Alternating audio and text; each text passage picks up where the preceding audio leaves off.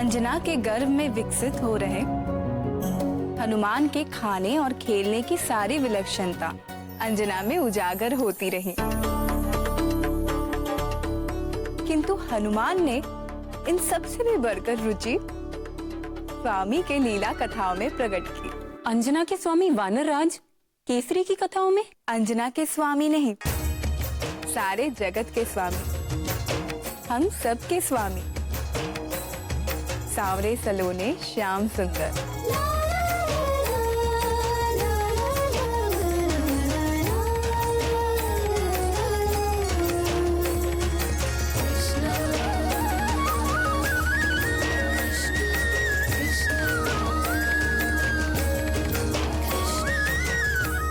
अंजना जानती थी कि गर्भ में भी शिशु सुनने लगता है, इसलिए माता गौरी की बात स्मरण करके वो निरंतर अच्छा ही बोलती और अच्छा ही सुनती।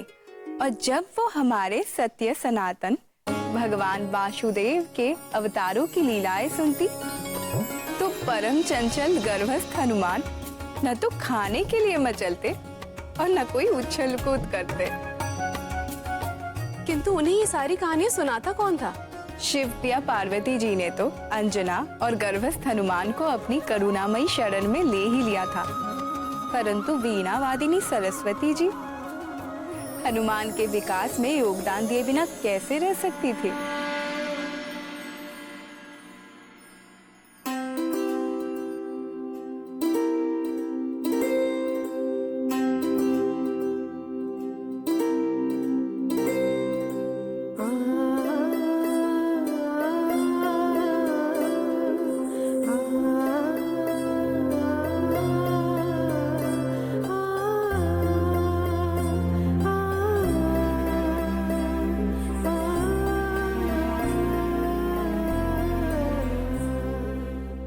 देवी अंजना, आज मैं आपको ध्रुव लोक के ध्रुव तारे की कथा सुनाऊंगी। आकाश में स्थित ध्रुव नक्षत्र अपने पूर्व जन्म में मनुष्य थे। वे 5 वर्ष की अल्प आयु में ही उन्होंने भगवान वासुदेव को अपनी निर्मल भक्ति से प्रसन्न कर दिया और इस परम दुर्लभ पद को प्राप्त किया। ध्रुव के पिता राजा उतानपाद की 2 रानियां थीं। ध्रुव की माता सुनीति वे बड़ी थी, किंतु राजा अपनी छोटी रानी सुरुचि के वश में थे। देवी अंजना, आप लेट जाइए। ऐसे बैठे रहने से गर्भ में पल रहे शिशु को कष्ट होगा।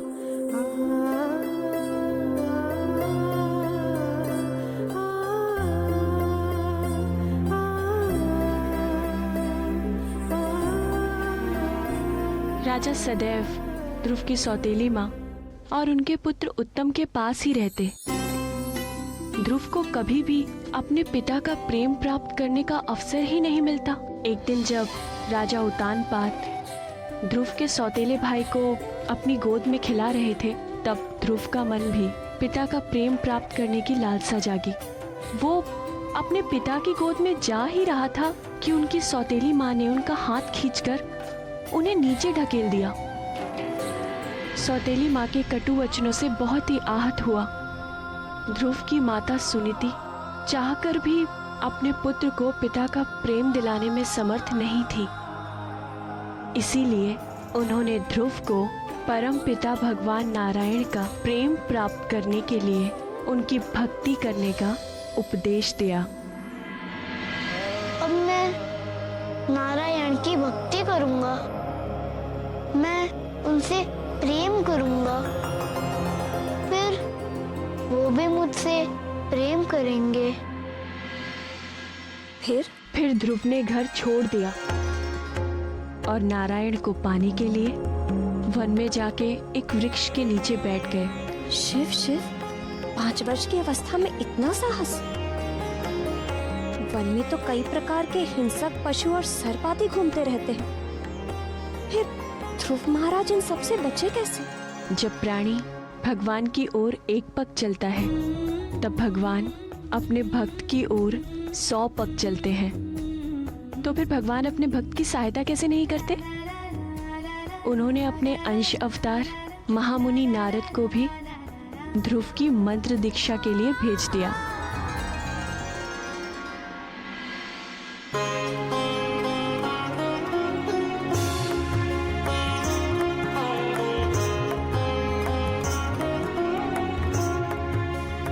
मेरे पीछे बोलो वत्स। ओम नमो भगवते वासुदेवाय। ओम नमो भगवते वासुदेवाय। ओम नमो भगवते वासुदेवाय। ओम नमो भगवते वासुदेवाय।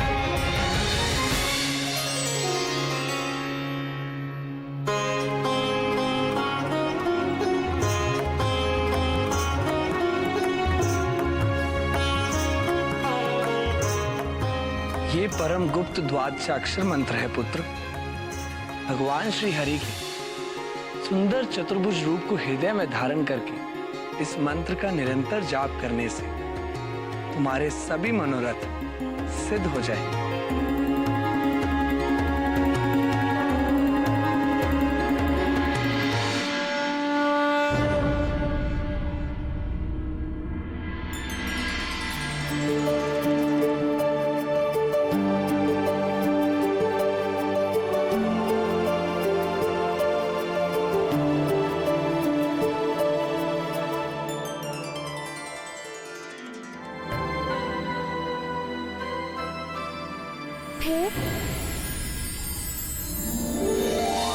फिर क्या हुआ?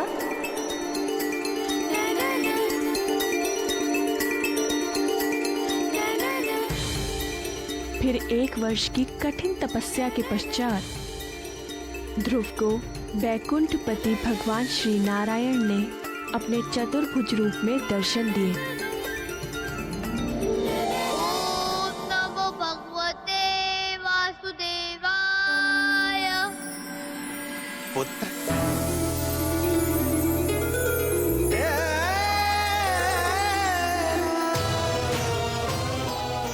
तुम्हारी निर्मल भक्ति से मैं प्रसन्न हूं पुत्र। जिस अविनाशी लोक को आज तक किसी ने प्राप्त नहीं किया, सारे ग्रह, नक्षत्र और सप्त ऋषि भी जिसकी परिक्रमा करते हैं, इस समस्त ब्रह्मांड में सबसे ऊपर का वो लोक जो इन सारे लोकों का नाश होने के पश्चात भी स्थिर रहता है, वो दुर्लभ पद मैं तुम्हें देता हूं।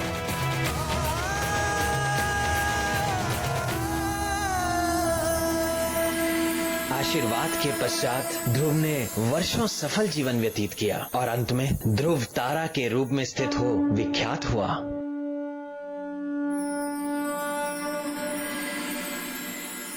इस प्रकार भक्ति का पहला पाठ शिशु हनुमान ने गर्भ में ही सीख लिया था।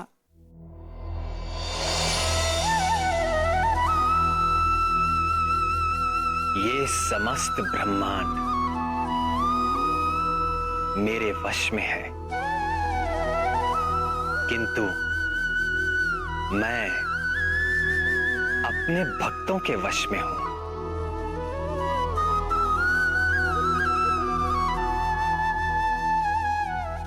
मेरे भक्त हर पल, हर घड़ी निरंतर मेरा ध्यान करते हैं और मैं भी हर पल, हर घड़ी अपने भक्तों का ध्यान करता हूं।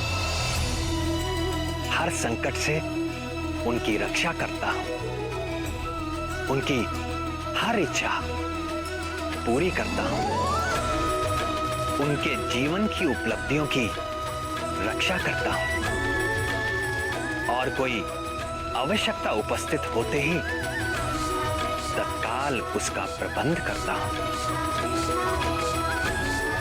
हनुमान की शिक्षा दीक्षा में मेरी रुचि देखकर सभी देवता उनकी सेवा में उपस्थित होने लगे।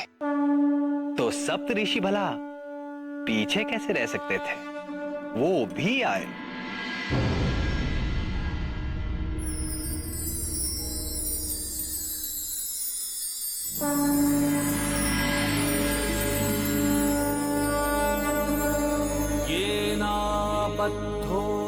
बलिराजा दानवेन्द्रो महाबलः तेन त्वामपि बध्नामि रक्षे माचल माचल।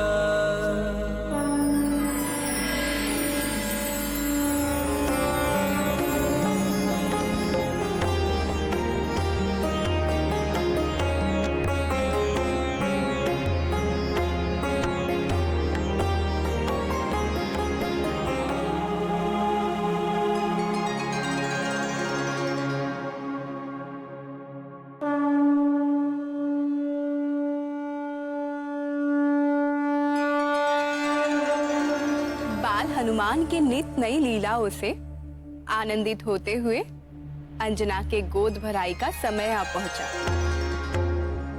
इस मंगल कार्य के लिए निकट और दूर स्थित सभी संबंधियों और मित्रों को निमंत्रण भेज दिया गया, किंतु ठीक गोद भराई के दिन सूर्योदय के साथ ही मूसलाधार वर्षा होने लगी, जो ना तो रुक रही थी और न मध्यम पड़ रही थी।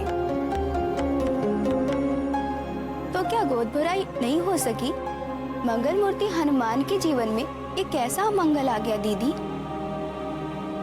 इसी चिंता से तो अंजना भी व्याकुल थी।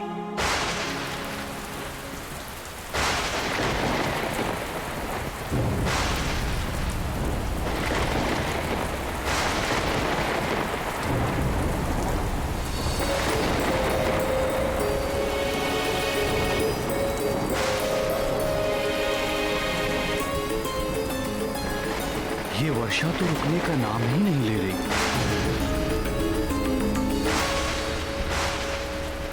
तुम निराश ना हो अंजने, ऐसी भी वर्षा नहीं हो रही कि लोग आ ना सके। मार्ग में कहीं रुक गए होंगे, आते ही होंगे।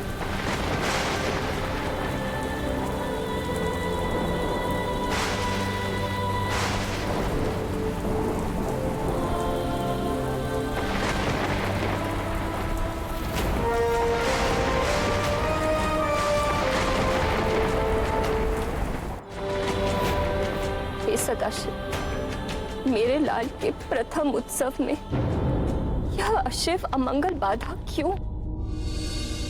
आपने तो कहा था कि वो आपका तेज होगा। आपके अपने अंश स्वरूप के साथ ऐसा अन्याय क्यों? मेरा पुत्र हमारे प्रियजनों के आशीष से वंचित क्यों? हे हर, मुझ दुखियारिन का दुख दूर कीजिए।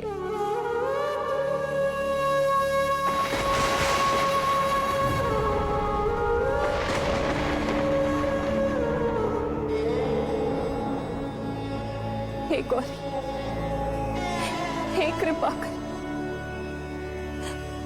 आप तो जगत जननी जगदम्बा हैं। आप तो भोले बाबा की तरह विरक्त वैरागी नहीं है माँ। आप तो अपने संतान के दुख दूर करने के लिए सदैव तत्पर रहती।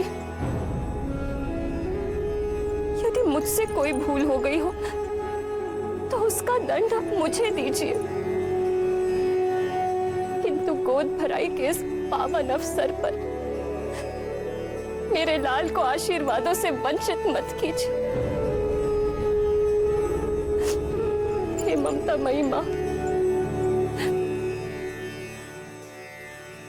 मैं अपना आंचल फैलाकर आपकी ममता की भीख मांगती।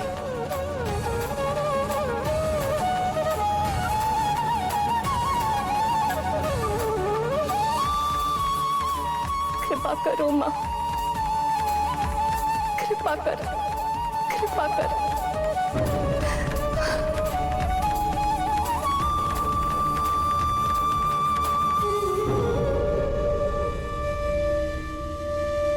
मैंने तेरी पुकार सुन ली है पुत्री, धीरज रखो। गोद भराई होगी, पूरे अनुष्ठान के साथ होगी और तुम्हारे पुत्र को आशीर्वाद मिलेंगे और ऐसे जैसे किसी को ना मिले होंगे।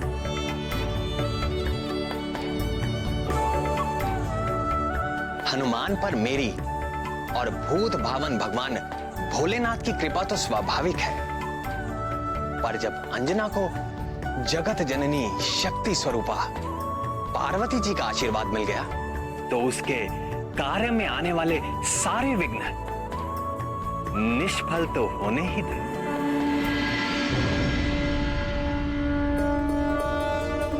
देवी लक्ष्मी, देवी सरस्वती, आइए इंद्राणी सची देवी, चंद्र मोहिनी रोहिणी, आप भी आए। भानुप्रिया संज्ञा, देवी छाया, इस मंगल कार्य में सम्मिलित होने के लिए आप दोनों भी आइए।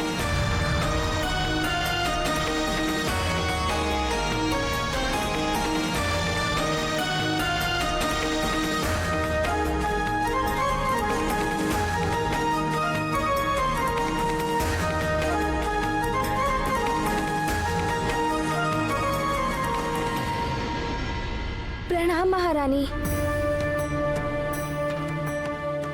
क्या हुआ? तुम इतना हाँफ क्यों रही हो? वो आ गई। कौन? हमारे संबंधी?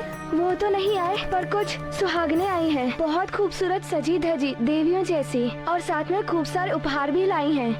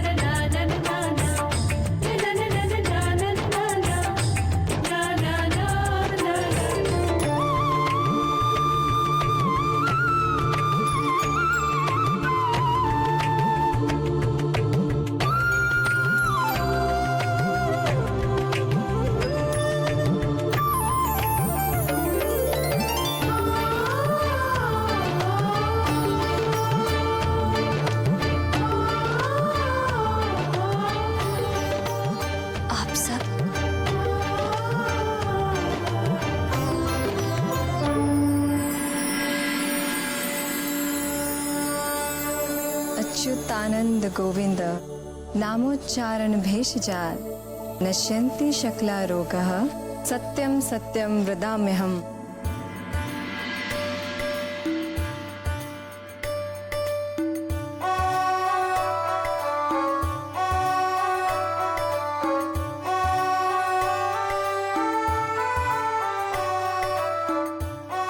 तब पुत्र जितेंद्रियो भविष्यति।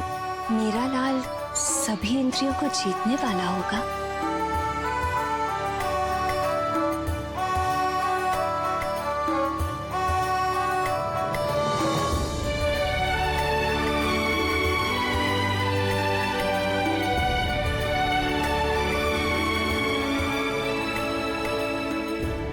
दैत्य कार्य विघातको भविष्यति। राक्षसी आचरण को मिटाने वाला होगा मेरा लाल।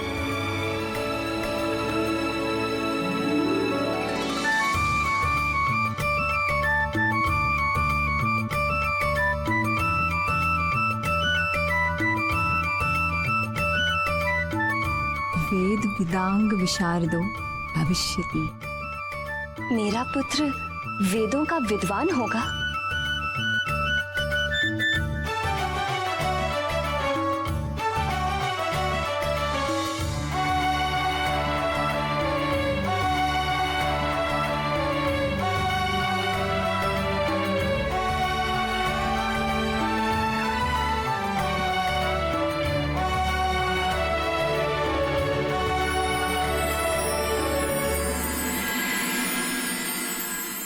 भोले जैसा भोला होगा, नारायण जैसे नटखट होगा, ज्ञानी और तपस्वी होगा। पर कौन? तेरा लाल।